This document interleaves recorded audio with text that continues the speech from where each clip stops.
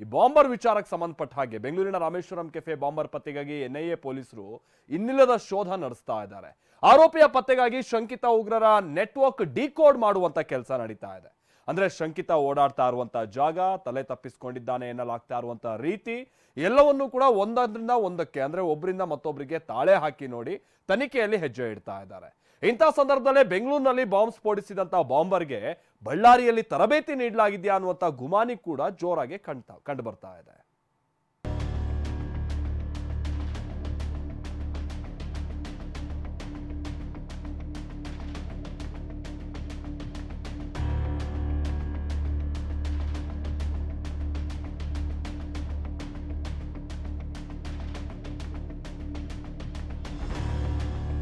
ಬೆಂಗಳೂರಿನ ರಾಮೇಶ್ವರಂ ಕೆಫೆ ಬಾಂಬರ್ನ ಮತ್ತೆರಡು ದೃಶ್ಯಗಳು ಲಭ್ಯವಾಗಿವೆ. ದೃಶ್ಯ ನಂಬರ್ 1.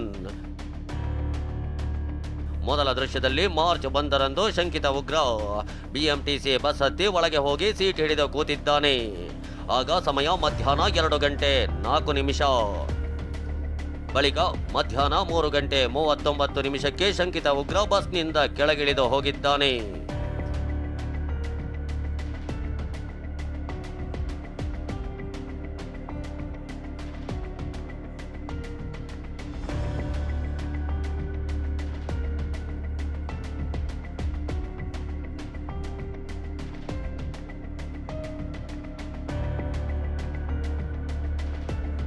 ದೃಶ್ಯ ನಂಬರ್ 2.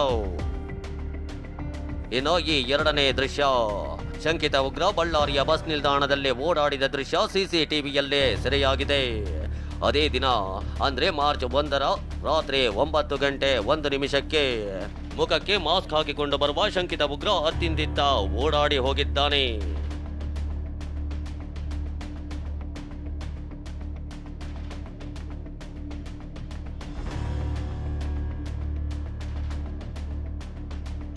ಬೆಂಗಳೂರು ಬಾಂಬರ್ಗೆ ಬಳ್ಳಾರಿ ಸೈಯದ್ ಸಮೀರ್ ಟ್ರೈನಿಂಗ್. ಉಗ್ರರ ನಂಟು ಹೊಂದಿ ಜೈಲು ಸೇರಿದ್ದ 4 ಎನ್ಐಎ ವಶಕ್ಕೆ.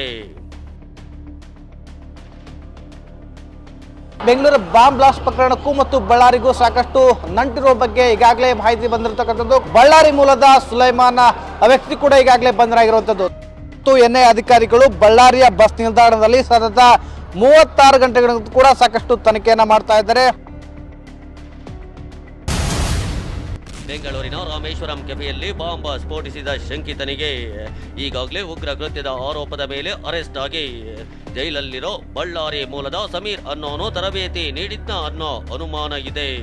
ಅದಕ್ಕೆ ಕಾರಣ ಜೈಲಲ್ಲಿದ್ದ ಸೈಯದ್ ಸಮೀರ್ ಸೇರಿದಂತೆ ಜೈಲಲ್ಲಿದ್ದ 4ರನ್ನ ಎನ್ಐಎ ಬಾಡಿ ವಾರೆಂಟ್ ಪಡೆದುಕೊಂಡು ಎತ್ತಾಕಿಕೊಂಡು ಬಂದ ವಿಚಾರಣೆ ನಡೆಸ್ತಿರೋದು.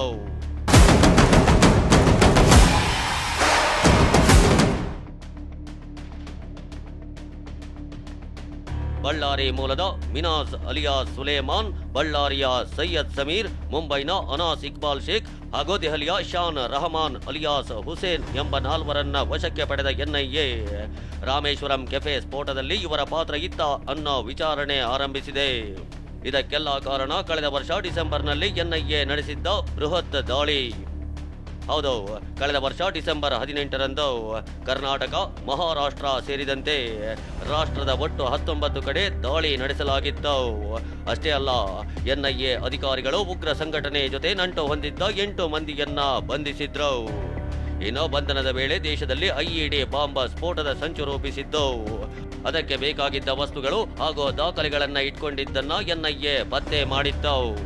ಸದ್ಯ ಕುಂದಲಹಳ್ಳಿಯ ರಾಮೇಶ್ವರಂ ಕೆಫೆಯಲ್ಲಿ ನಡೆದ ಸ್ಫೋಟಕ್ಕೆ ಬಳಸಿದ ವಸ್ತುಗಳು ಹಾಗೂ ಈ ಹಿಂದೆ ದಾಳಿ ವೇಳೆ ವಶಕ್ಕೆ ಪಡೆದಿದ್ದ ಸ್ಫೋಟಕ ವಸ್ತುಗಳಿಗೂ ಸಾಮ್ಯತೆ ಇದ್ದು ಬಳ್ಳಾರಿ ಮಾಡ್ಯೂಲ್ನ ಸದಸ್ಯನೇ ಈ ಕೃತ್ಯ ಎಸಗಿದ್ದಾನಾ ಎಂಬ ಅನುಮಾನದಲ್ಲಿ ವಿಚಾರಣೆ ನಡೆಸಲಾಗುತ್ತಿದೆ.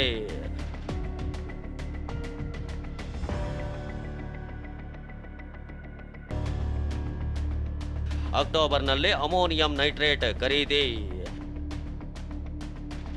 ಯುವಕರನ್ನ ಉಗ್ರ ಸಂಘಟನೆಗೆ ಸೆಳೆಯುತ್ತಿದ್ದ ಕಿರಾತಕರು.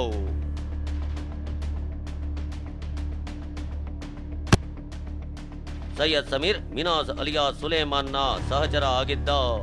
ಕಳೆದ ಅಕ್ಟೋಬರ್ನಲ್ಲಿ ರಸಗೊಬ್ಬರ ಅಂಗಡಿಯೊಂದರಲ್ಲಿ 1 ಕೆಜಿ ಅಮೋನಿಯಂ ನೈಟ್ರೇಟ್ ಖರೀದಿಸಿದ್ರು. ಸ್ಫೋಟಕ್ಕೆ ಈ ವಸ್ತುವನ್ನ ಬಳಸಲಾಗುತ್ತೆ. ಬಳ್ಳಾರಿಯ ಕೌಲ್ ಬಜಾರ್ನಲ್ಲಿರೋ ಶಾಪ್ನಲ್ಲೇ ಅಮೋನಿಯಂ ನೈಟ್ರೇಟ್ ಖರೀದಿಸಿದ್ರು. ಹೀಗಾಗಿ ಕೌಲ್ ಬಜಾರ್ನಲ್ಲೇ ಬೀಡು ಬಿಟ್ಟಿರೋ ಎನ್ಐಎ 16 ಶಾಪ್ಗಳಲ್ಲಿ ವಿಚಾರಣೆ ಮಾಡ್ತಿದೆ. ಸಮೀರ್ ಹಾಗೂ ಸುಲೇಮಾನ್ ಹಿಸ್ಟ್ರಿ ಭಯಾನಕವಾಗಿದೆ. ಎನ್ಐಎನಿಂದ ಬಂಧಿತನಾಗಿರೋ ಸುಲೇಮಾನ್ ವಿಧ್ವಂಸಕ ಕೃತ್ಯಕ್ಕೆ ಸದಾ ಹವಣಿಸುತ್ತಿದ್ದ. ಬಟ್ಟೆ ವ್ಯಾಪಾರಿ ಆಗಿರೋ ಈತ ಪಿಎಫ್ಐ ಕಾರ್ಯಕರ್ತ ಹಾಗೂ ಐಸಿಸ್ ನಂಟು ಹೊಂದಿದ್ದ. ಏನೋ ಉಗ್ರ ಸಂಘಟನೆ ನಂಟು ಹೊಂದಿದ್ದ ಸೈಯದ್ ಮಿನಾಜ್ ಅಲಿಯಾಸ್ ಸುಲೇಮಾನ್ನ ಸಹಚರ ಆಗಿದ್ದ.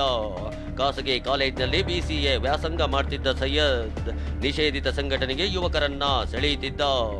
ಕಳೆದ ನವೆಂಬರ್ನಲ್ಲಿ ಪೈಗಂಬರ್ಗೆ ಅಪಮಾನವಾಗಿದೆ ಅಂತ ಗಲಾಟೆ ಮಾಡಿದ್ದ. ಯುವಕರನ್ನ ಕರೆತಂದು ದೊಂಬಿ ಗಲಾಟೆ ಮಾಡಿಸಿದ್ದ. ಇನ್ನು ಸಾಮಾಜಿಕ ಜಾಲತಾಣದ ಮೂಲಕ ಯುವಕರಿಗೆ ಗಾಳ ಹಾಕ್ತಿದ್ದ.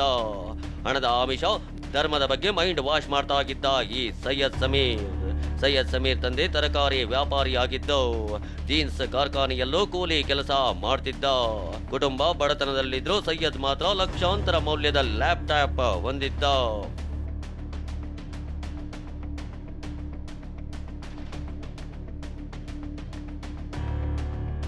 8 ದಿನಗಳ ಬಳಿಕ ಓಪನ್ ಆಯಿತು ರಾಮೇಶ್ವರಂ ಕೆಫೆ.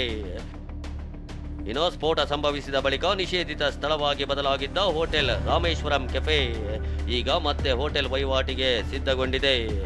ಇಂದು ಬೆಳಗ್ಗೆ ಹೋಮ ಹವನ ಮಾಡಿ ಕೆಫೆಯನ್ನ ಪುನಃ ಆರಂಭಿಸಲಾಗಿದೆ. ಹಿಂದಿಗಿಂತಲೂ ಭದ್ರತೆಗೆ ಹೆಚ್ಚಿನ ಗಮನ ಕೊಡಲಾಗಿದ್ದು ಮೆಟಲ್ ಡಿಟೆಕ್ಟರ್ ಸೇರಿದಂತೆ ಭದ್ರತಾ ಸಿಬ್ಬಂದಿಯನ್ನು ನಿಯೋಜನೆಗೊಳಿಸಲಾಗಿದೆ. ರುದ್ರಾಭಿಷೇಕ ಇಟ್ಕೊಂಡಿದ್ದೀರಿ, ರುದ್ರ ಹೋಮ ಇಟ್ಕೊಂಡಿದ್ದೀರಿ. ಆಮೇಲೆ ನೋಡಿ ಬೆಳಗ್ಗೆ ಎಸ್ಪೆಷಲಿ ಈಗ ನಮಗೆ ಬೆಳಗ್ಗೆ ಗಣೇಶ ಪೂಜೆ, ಆಮೇಲೆ ಲಕ್ಷ್ಮೀ ಪೂಜೆ ಇಟ್ಕೊಂಡಿದ್ದೀರಿ, ನವಗ್ರಹ ಹೋಮ ಇಟ್ಕೊಂಡಿದ್ದೀರಿ, ಮೃತ್ಯುಂಜಯ ಹೋಮ ಇಟ್ಕೊಂಡಿದ್ದೀರಿ, ಮತ್ತು ವಾಸ್ತು ಹೋಮ ಇಟ್ಕೊಂಡಿದ್ದೀರಿ. ಸಮಸ್ತ ಕರ್ನಾಟಕ ರಾಜ್ಯಕ್ಕೆ ಮತ್ತು ಭಾರತಕ್ಕೆ ಎಲ್ರಿಗೂ ಒಳ್ಳೆಯದಾಗಲಿ ಅಂತ ಹೇಳಿ ಹರ್ಷಿಸ್ತಾ ನಾವು ನಮ್ಮ ಕಾರ್ಯಕ್ರಮ ಸ್ಟಾರ್ಟ್ ಮಾಡ್ತಾ ಇದ್ದೀವಿ ನಾಳೆಯಿಂದ ಗ್ರಾಹಕರಿಗೆ. ಏನೇ ಆಗಲಿ ಬಾಂಬರ್ ಪತ್ತೆಗೆ ಎನ್ಐಎ ಸೇರಿದಂತೆ ಸ್ಥಳೀಯ ಪೊಲೀಸರು ಶೋಧ ನಡೆಸ್ತಾ ಇದ್ದಾರೆ. ಆತ ಸಿಕ್ಕರೆ ಇನ್ನಷ್ಟು ಭಯಾನಕ ಸಂಗತಿಗಳು ಹೊರಬೀಳೋದ್ರಲ್ಲೇ ಅನುಮಾನವಿಲ್ಲ. ಬೆಂಗಳೂರಿನಿಂದ ಜಗದೀಶ್ ಜೊತೆ ವಿನಾಯಕ್ ಬಡಿಗೇರ್, TV9 ಬಳ್ಳಾರಿ.